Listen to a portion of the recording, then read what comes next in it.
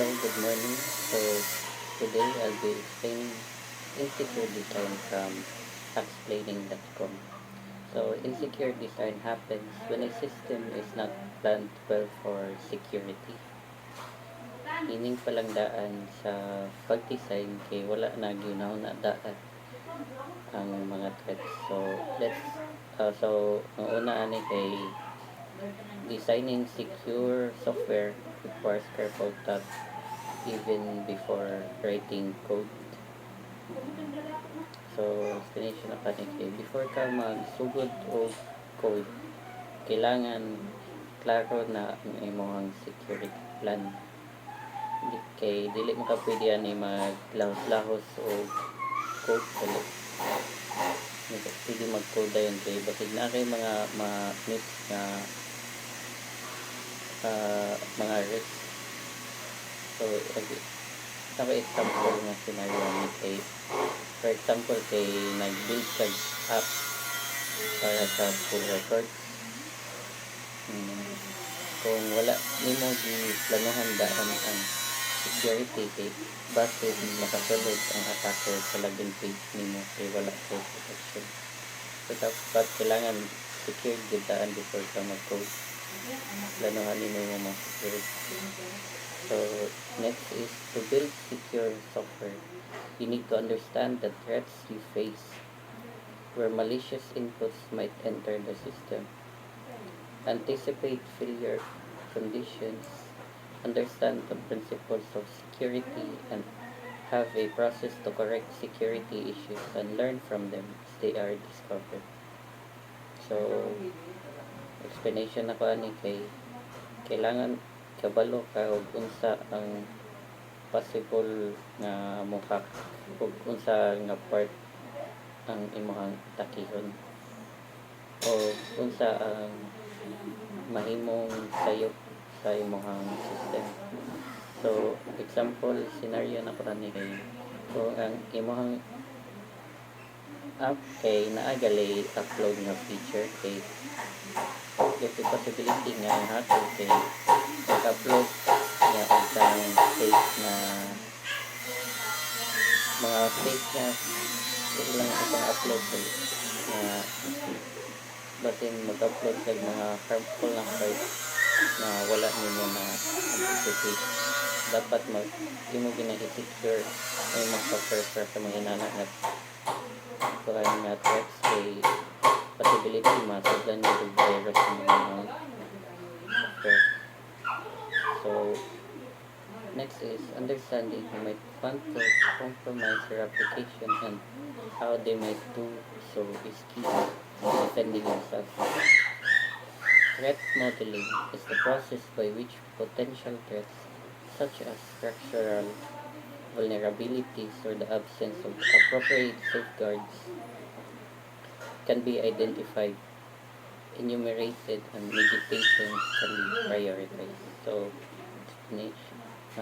threat modeling kay mo ni siya ang paglista sa tanan possible nga attack.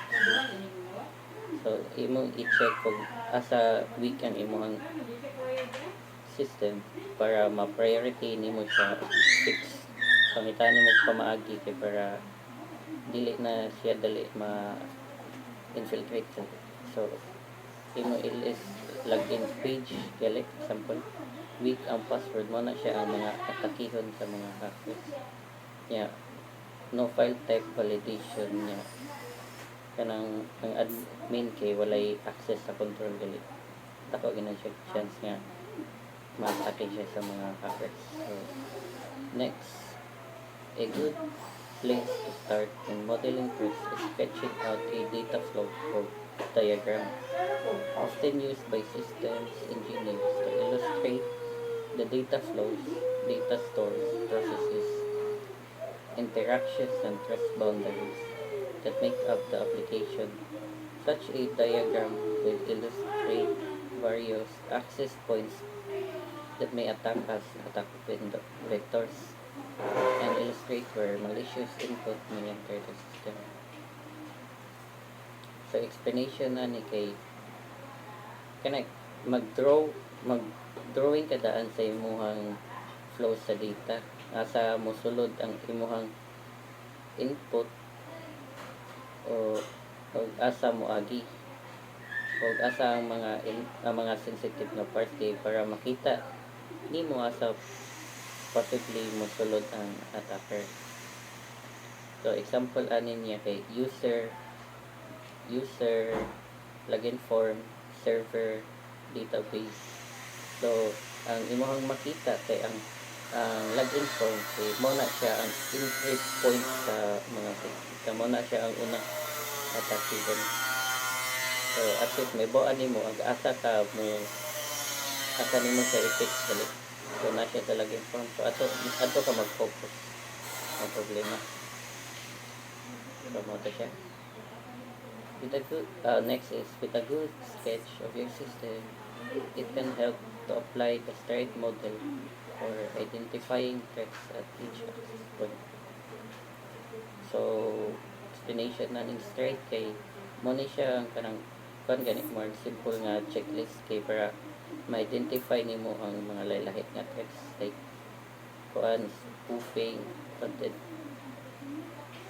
spoofing, tampering, repudiation, information disclosure, denial of service, elevation of privilege. So, una ta ari sa spoofing. So, ang spoofing kay mo na siya kanang authentic kasi spoofing kay kanang mo na siya ang mga mangilad. Mo na siya kanang pangalit naging manguhag kanang profile like magpanggap sila nga sila ni nga tao gali. So mo na siya ang spoofing nya authenticity kay mo na siya ang meaning nga mo gini siya ang tinuod nga identity sa user. So explanation na ko sa stride kay mo na siya ang kanang checklist din kay para ma-identify nimo kung sa nga lahi nga threats ang mga tawag sa system. So first is ang spoofing. So para ma-defend nato ang system sa spoofing so we need authenticity. So ang spoofing kay mo ni siya ang kanang pagpanggap gali sa kanang attacker nga mo ni siya nga tao like iyang ilog ang kanang identity sa usa ka person. So atong goal ani kay dapat natay authenticity. Meaning dapat tinuod gyud ang identity sa user. Para safe ato ang system sa spoofing. So next is tampering. So if tampering kay dapat naatay integrity. So ang tampering kay mo ni siya ang pag-ilis or pag-usab sa data nga walay permission. So atong goal ani kay integrity meaning walay makabahin, walay maka-edit sa data. Nya repudiation kay dapat non-repudiability. So repudiation kay mo ni siya ang pag-deny sa user na sila ang gabuhat ani nga action. Like dili man ko nag-login na dali ngayon na. So ang goal nato ani kay ang non-repudiability. Meaning klaro og recorded kung kinsa ang nagbuhat sa action para matrack nato og kinsay kuan nag-hack galit ni-attempt og login si mo account.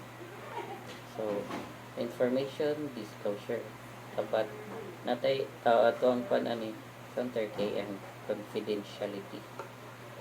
So information disclosure kay mo ni siya ang pag-leak sa mga private data.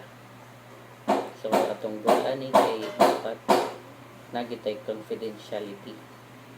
Meaning dapat ang mga authorized nga aura ang makatanong sa sensitive nga information.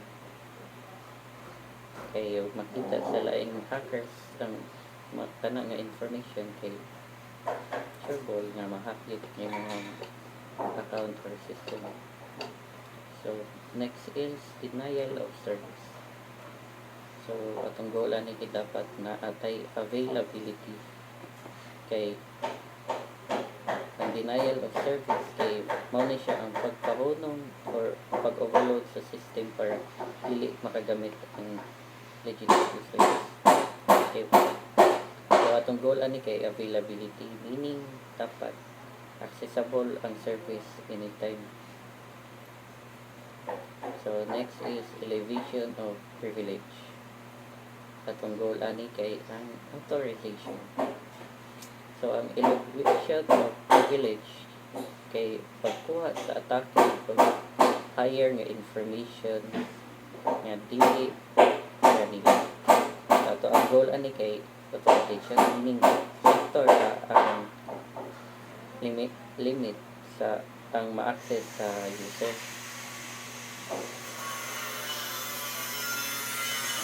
So next, this application that handles sensitive data may also require a data classification strategy that will break your data into those categories, so you can concentrate on protecting the most sensitive data.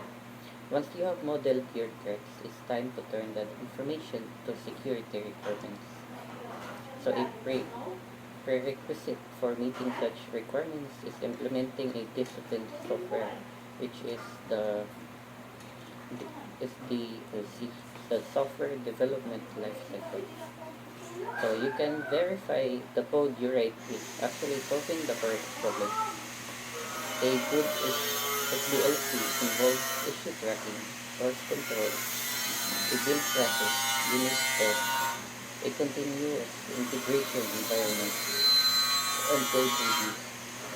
Deployment of code should be automated, and you should be able to roll back code easily.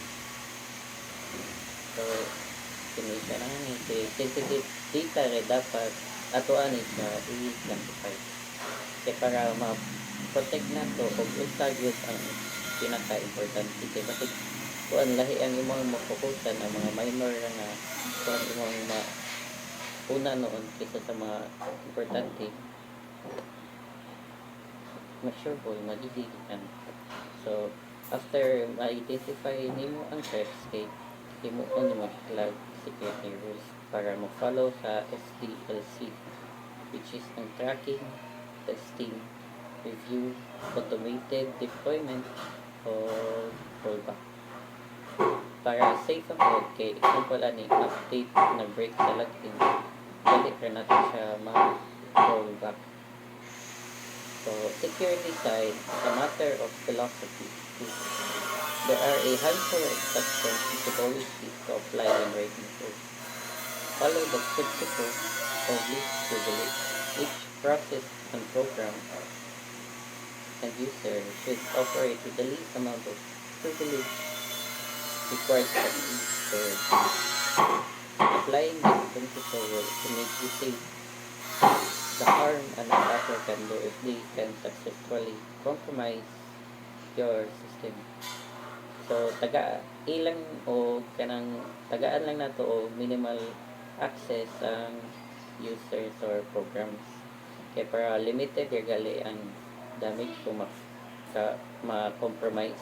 Like example kay tanda ng HR employee, pwede ra sila maka-view sa ilahang salaries, pero dili sila maka-access sa kanang admin settings. Limited or galit kita kuan basta limited. So validate input, any input coming from an untrusted source like an HTTP request should be validated to ensure it is an expected format and rejected otherwise.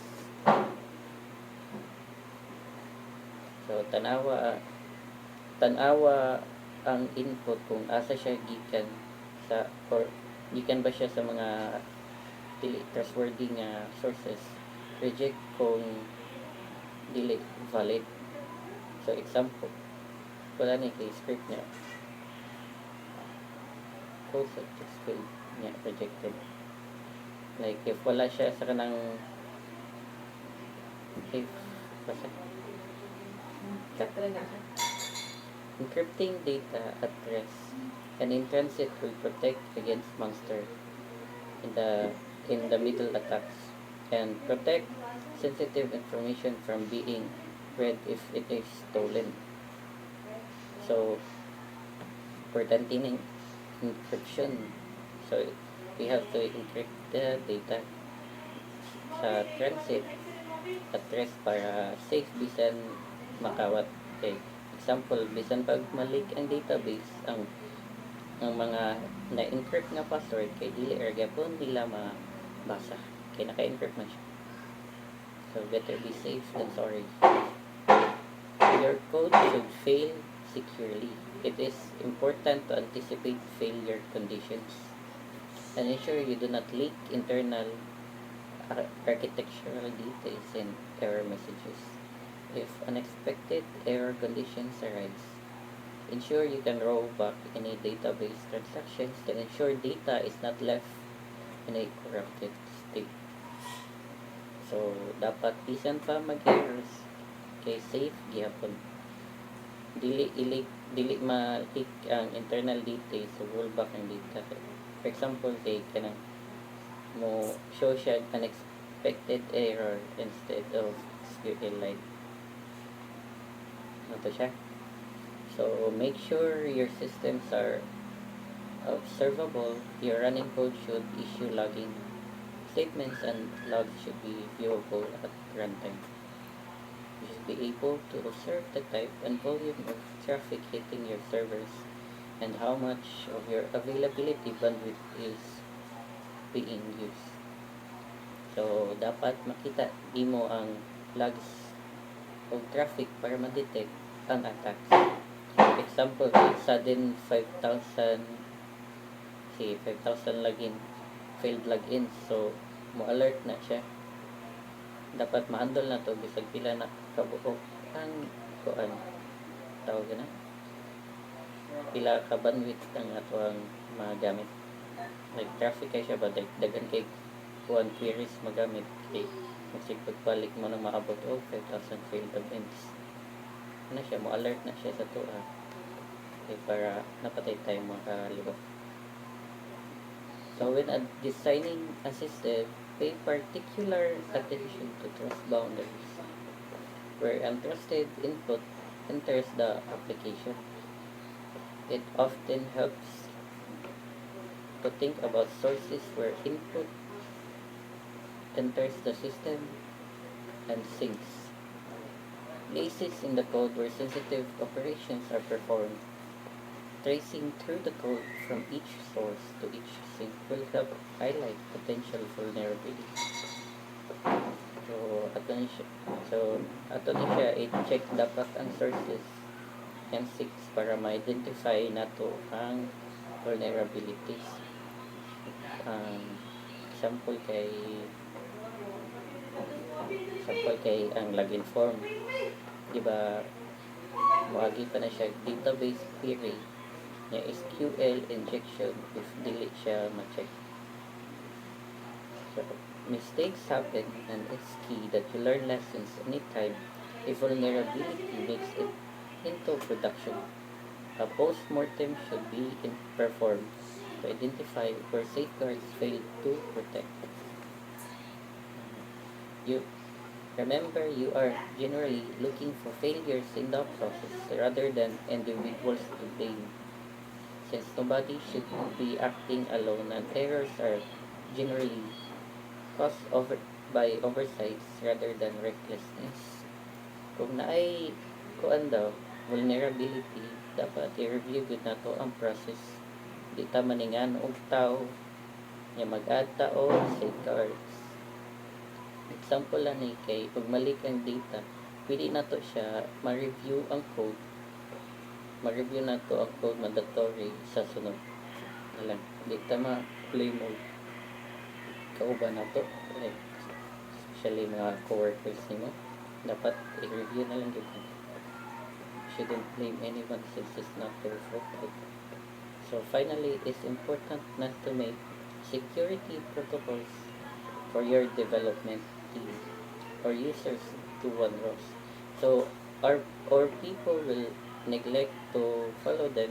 It's true that the security software is the application with no users, but that's not the goal here. So ayaw di na to palabihon pag kalisod ang security rules kay para masunod yun sa users. Okay, example, dapat kailangan nga super long password yun imuhang i-input.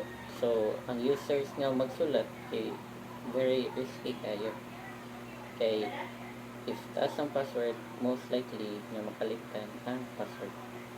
So in conclusion, insecure design happens kung dili planado ang security, causing data leaks, attacks prevented by classifying data. Least privilege, validating input, encrypting data, monitoring logs, and learning from our mistakes. So secure design starts before coding and protects both your app and users. So that would be all. Thank you for yeah, okay. That would be all for insecure design.